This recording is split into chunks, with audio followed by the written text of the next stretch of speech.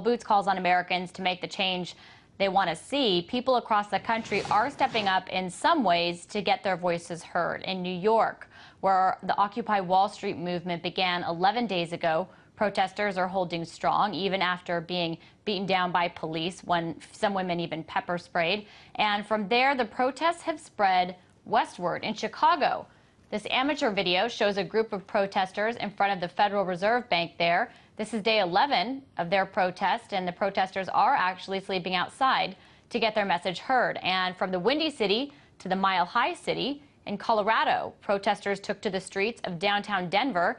They rallied around the Denver Post newspaper and eventually ended up outside of the Capitol building. Finally, on the West Coast in Los Angeles, once again, there you see them, signs and protests. This time the protesters took their message to an overpass to yell as passing cars went by underneath. So all part of this, what started as this Occupy Wall Street movement and is moving on, unifying to fight Wall Street. But what is the ultimate goal of these protesters? Earlier I spoke with independent journalist Rudkowski, who was at the protest in New York and has been covering them on day one and on yesterday. I asked him to describe the movement as he's seen it. I mean, I think it's a lot of people from all different spectrums. There's socialists, there's communists, there's not 11 truthers, there's end the fetters, there's first responders there, there's military vets, there's former bankers there. And Really? You have such a huge collective of people. It's very hard to create a message, but I can't speak for them. But one message I see there is that America is in trouble, and we all need to come together to try to do something and try to change the course that America's on. How would you characterize the numbers and the amount of people that are out there? Well, a lot more people have actually come out after the NYPD cracked down on the protesters, beat them up, and pepper sprayed them. So there have been a lot of people in the hundreds actually putting their bodies on the line, sleeping out there day and night in rain situations as well, and being out there for a while. So there's a lot of people, and it's actually crazy to see more police officers there surrounding them, encircling them, listening to them, videotaping them, and making sure they don't do anything illegal, like put up a tarp over video equipment when it rains. So there's still a huge police presence out there, even this week? Even this week, I mean, I was out there last night. The police presence has died down ever since the brutality, which is a good sign, which happened also in Spain after the police beat everybody up. The videos came out online. More people came out, which happened here, and the police presence actually backed down, which we've seen, which I actually seen last night, which is a good thing. Okay. Now, you say that there's, people that have different beliefs, and they're talking and they're sharing food, yeah, and all of this. But as far as enacting change, what are they trying to do? Right now, I think what they're trying to do is bring into one cohesive message, just like the Tea Party. The Tea Party has one message. This thing doesn't have a message, and I think if they get that message, they set a demand, I think they'll be able to accomplish what people did in Spain, is they'll have a demand, and so we'll leave when our demands are met. And I hope that happens, and I hope they'll galvanize.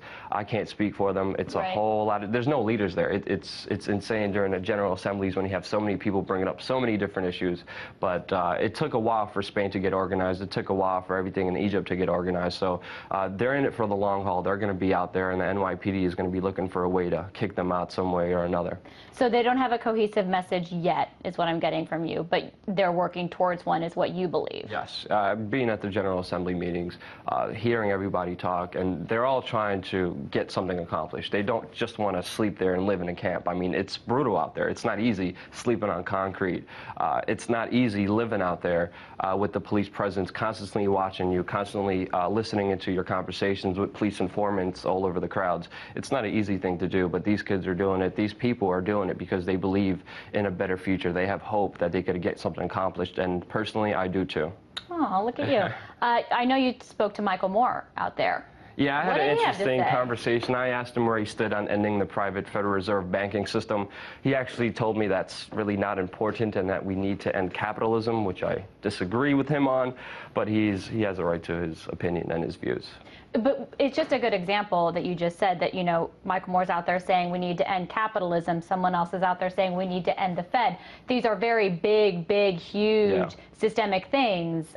How do you get to a point where actual change is made? I think we all need to come together and communicate more and to have one cohesive message that we could all agree on. And I think we could all agree we're in trouble and we need to fix things. And I hope it happens. I don't know. I can't speak for them. We can only see in the upcoming days what happens. But I definitely recommend people to come out there. If you're unemployed, if you're out of a job, come on there and try to help do something. And one of the things that too, I thought was interesting. You mentioned there are 9/11 first responders out there. There are bankers out there. The media coverage, a lot of it, you read the people that they quote are kind of characterized as disorganized or as hippies or just, you know, young people that are acting crazy. Well, as a journalist, when you come down there, it's very hard to get one cohesive message because there's so many people there. So it's not an easy task to see who's. I mean, I've been out there till like 5 o'clock in the morning talking to as many people as I can. That's why I'm able to see all these different people there and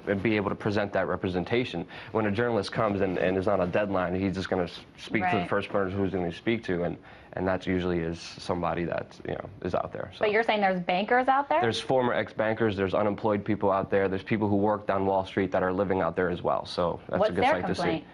Their complaint is the same complaint as a lot of the people there. We're screwed. We're in trouble. We need to do something right now. America is heading for a downfall, and we all need to come together to try to fix it. And when they say we're screwed, you know, we're not hopeful, does it all boil down to economic issues?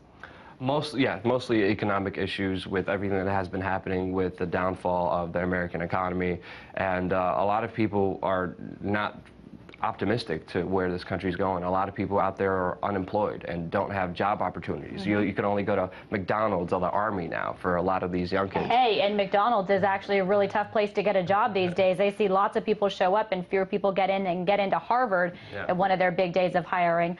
What do you make of the media coverage so far? Because there's been a lot of criticism by independent journalists that the mainstream media is not getting this at all. I mean, it was sad that it took people getting tear gassed, it took people getting beat down legally for the media to actually cover this. They haven't been on this from day one, which is sad. I mean, they covered the Tea Party very extensively, but when they have so many different people come together, this is a historic event, and they should have been covering it from the beginning. And sadly, if it bleeds, it leads, and this is a perfect example of that case. But even with the arrests and the violence, that was the coverage that I saw in the mainstream. It wasn't talking about why these people are occupying Wall Street. You see those questions asked in foreign media covering this, but I haven't really seen it by the mainstream media. Do you think that that undermines the movement, this movement? It may scare people away when they see all the brutality, which is a negative effect of it, of course.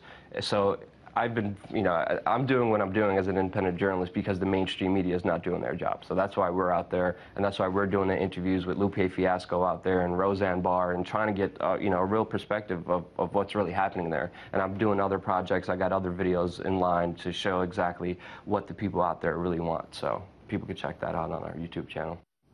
And of course, you can stay right here to RT because we will continue to cover it. And that was independent journalist Luke Rudkowski.